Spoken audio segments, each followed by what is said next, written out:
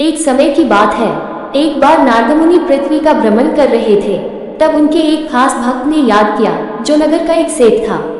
नारद जी सेठ के घर पहुंचे। सेठ ने नारद जी का अच्छे से स्वागत किया और उनसे प्रार्थना की कि आप ऐसा कोई आशीर्वाद दे जिससे हमें एक बच्चा हो सके। नारद ने सेठ से कहा कि तुम चिंता मत करो, मैं अभी भगवान नारायण से मिलने जा रहा हूँ। उन तक तुम्हारी प्रार्थना पहुंचा दूंगा और वे अवश्य कुछ करेंगे। नारद भगवान नारायण से मिलने पहुंचे और उन्हें सेठ की व्यथा बताई।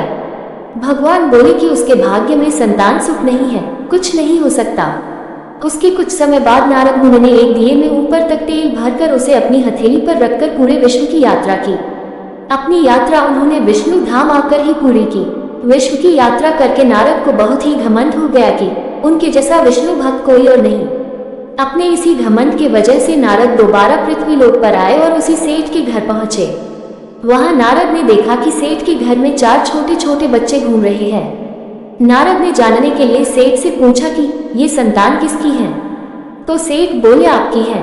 नारद इस बात से जरा नाखुश हुए और स्पष्ट बताने के लिए कहा।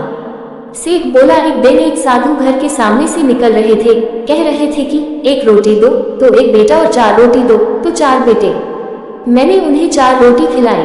कुछ समय बाद मेरे 4 पुत्र उत्पन्न हुए। इस बात से नारद बहुत ही नाराज हुए और सीधे ही भगवान विष्णु के पास पहुंचे। नारद को देखते ही भगवान अत्यधिक पीड़ा से कराहने लगे।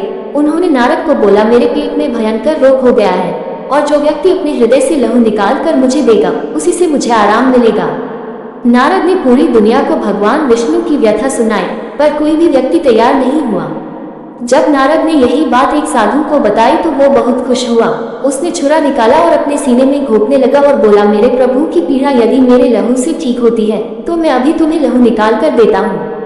जैसे ही साधु ने लहू निकालने के लिए चाकू अपने सीने में घोंपना चाहा, तभी भगवान विष्णु प्रकट हो गए और बोले, जो व्यक्ति मेरे लिए अपनी जान दे सकता है वह व्यक्ति किसी को 4 पुत्र भी दे सकता है। साथ ही नारद से ये भी कहा कि तुम तो सर्वगुण संपन्न ऋषि हो, तुम चाहते तो उस सेठ को तुम भी पुत्र दे सकते थे। नारद को अपने घमंड पर बहुत पश्चाताप हुआ। इस तरह नारद मुनि का घमंड टूटा।